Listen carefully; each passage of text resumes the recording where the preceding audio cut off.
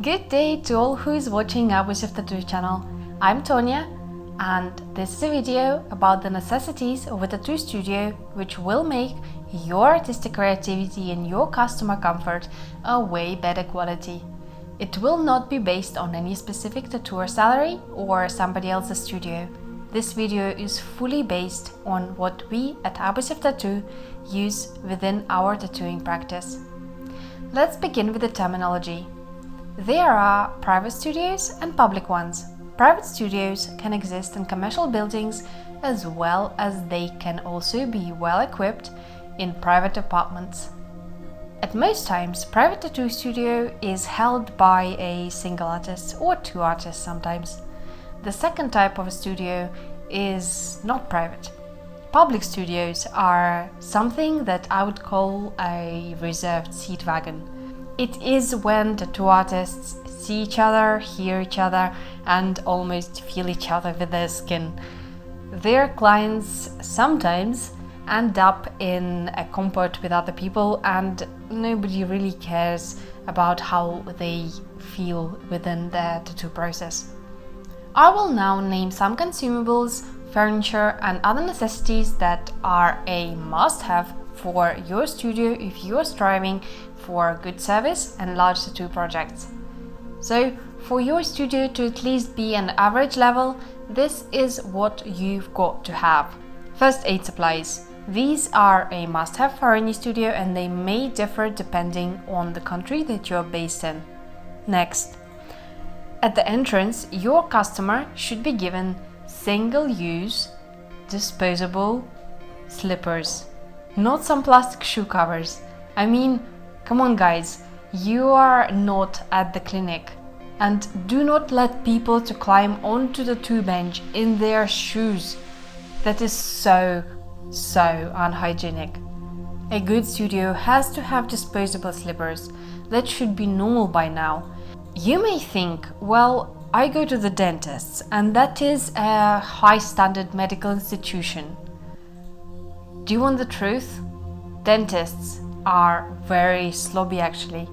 Among all medical institutions, the dentists have the highest risks of transmitting hepatitis B and C, and that includes both dentists and their clients. I won't go into detail why that is, but do take a look at how they literally touch everything around them with only one pair of gloves. I mean, hello, cross-path contamination.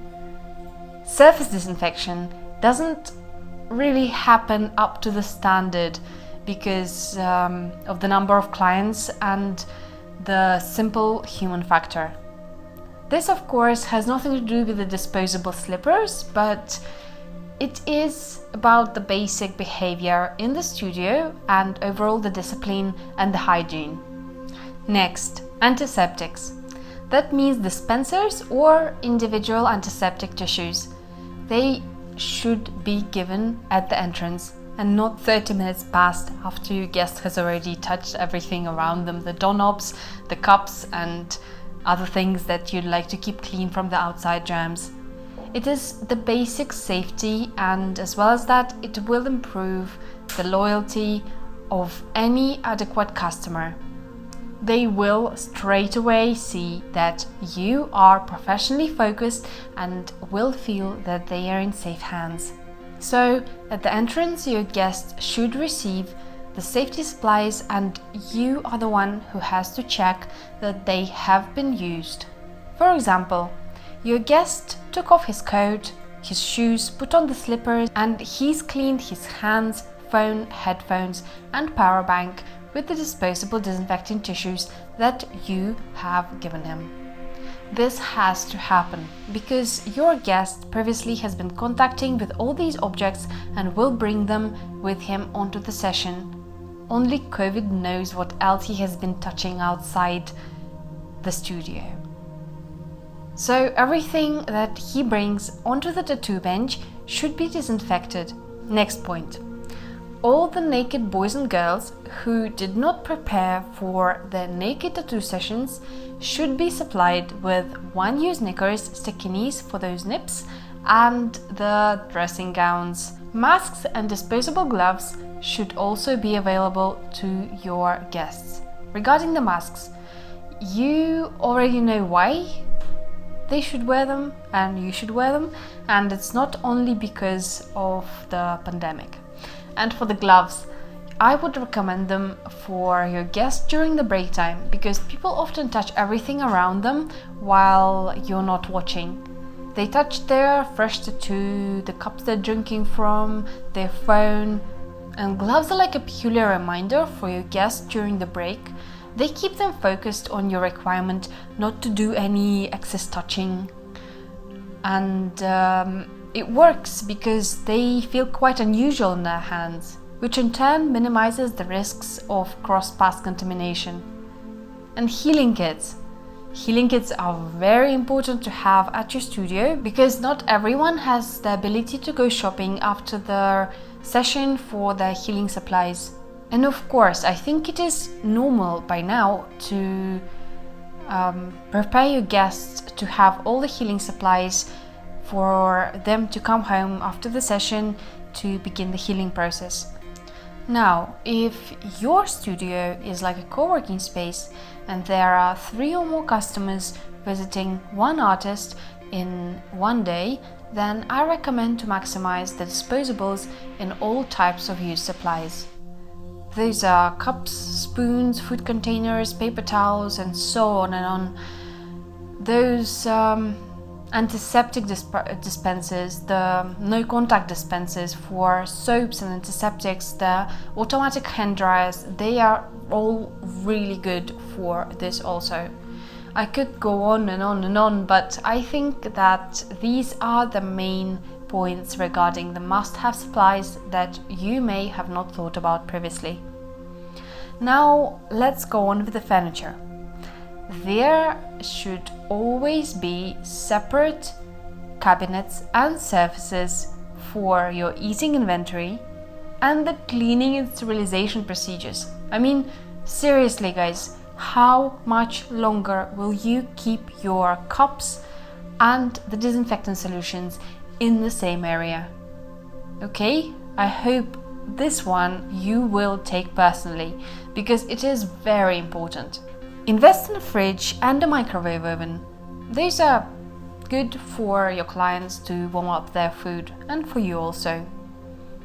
An autoclave, for sure you have to have one of those, especially if you have those pen machines in use. They will not cope in any professional heating oven. Some even have the silicone or plastic pusher inside the grip, and that will definitely melt in an oven. Without an autoclave, your studio does not correspond to the minimal requirements of an average working place. Now imagine that you're a guest artist or a resident in a public or working studio and there is no autoclave there. There's more chances of you receiving cross-path contamination than if you were working in a private apartment or at home in your own studio and keeping everything under your personal control. So do check who and how sterilizes their grippers. And this video will show you how to do it correctly. If there's only one sink at the studio and it is being used for grips, mugs and hands, 3 in 1, then I have bad news for you. If there are 3 or 5 of you working there in the studio, then just kind of be prepared for infected blood test results. In the ideal working space, there should be 4 sinks, or at least 3 sinks, but definitely not 1. In one sink, people will be washing their hands. It will happen in the bathroom, for example. Another sink is for you to be cleaning your grippers, and only the grippers. There should not be anything else that will come in contact with this sink. There shouldn't be any of that like, oh, I will just one time fill in the kettle with water. No. The third sink, it is going to be there for your kitchen needs. And the fourth sink is used for clean working needs of the artists. Like, kind of wash their hands before the session, for example. These sinks should be located in separate rooms, or at least they should be placed far away from each other. Because irrigation is the process that is not seen by human eyes, and it will happen if the sinks are close to each other. Ruslan and me have traveled many different studios, and we've seen this crucial mistake so many times.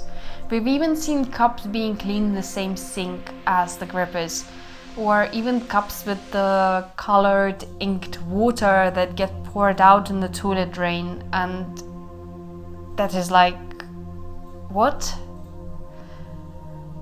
Okay, enough of this now. I think you all got the point. I'll move on to the next. The heating in winter and the conditioners for the summer are a great invention for the studio. Ventilators are a must-have if you are doing long freehand sessions, and they needed to keep the oxygen flow around the studio. If your customers are kept in most comfort that you can supply them with, you will notice how your sessions will become much longer. A heating mattress on the tattooing bench is a good invention to relax those trained bodies. The temperature inside the tattooing room, it should always be not less than 25 or 28 degrees, for example. You must also know that girls' bodies are much less tolerant to the cold. Guys tolerate colder temperatures much easier. Now, the entertainment facilities. A TV with your personal YouTube channel where you are speaking about tattoos, it will prepossess your guests towards you even more, and it will keep them interacted while you're getting prepared. PlayStations like PS5, 10D and others, they are a very good way of interaction also. And do give it some thought. If you were the one to get tattooed, what kind of entertainment would you like to have in the process or waiting for your tattoo session? Apart from those boring magazines, of course, that are normally seen on the tables inside the tattoo shops. I would love to hear you out in comments, so do leave those. Okay, now let's get on to the finish line of this video. Tattoo studio in the cellar or on the -1st floor is a total disaster. Bad ventilation, rain flooding and no windows or daylight will provide you with detachment from the reality. Trust me on that one. We've been there, done that. It is horrible. All days turn into one. It is far more pleasant when an artist's workshop has natural daylight and fresh air from an open window. Now, the bathroom and the toilet, they should be in the same space, in the same room as the studio. Your guest should not have to experience the discomfort of leaving your studio space to go to the bathroom.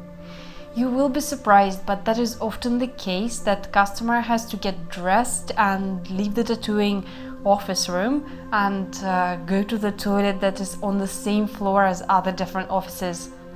Or even go down several floors for a visit to the toilet in the style of the Silent Hill. You can forget about beautiful models and large tattoo projects if this is describing your tattoo studio. I can agree, it can be very time-consuming and quite a difficult task to find a space that has a full, well-built bathroom, but it is possible. Availability of a shower room in the hot summer days is going to be very well appreciated both by your guest and you as well, because you won't have to be smelling the sweaty human odor for the next 5-6 hours of your session, and your customer will also feel much more comfortable. All the above is the service that we provide in our studio at Abusive Tattoo. Okay, this has already been quite a long video, so let's complete it with some must-have rules within the studio space. There should be specific rules of behavior for each room of the tattoo studio with clear reminders of what is allowed and what isn't. It should be as if you are on the production grounds with the specific safety precautions. This really helps to control those artistic heads that are constantly in the clouds, and unfortunately most of them are the constant suicidal cases within the working process. For example, some of them literally touch everything around themselves with those inked and bloody gloves. I have not even got any idea why the hell do they then sterilize their grippers. Okay, I'll leave that. Story time. A few years ago, Ruslan and I were guesting in one of the top studios in Moscow. There were many working spots. And there was a cleaner, a regular woman in her 50s who obviously did not have a clear picture of where exactly she was doing the cleaning process. And we have once watched her do the cleaning. For a second, all artists in that studio had absolutely different levels of knowledge, or maybe no knowledge at all, about the cross-path contamination.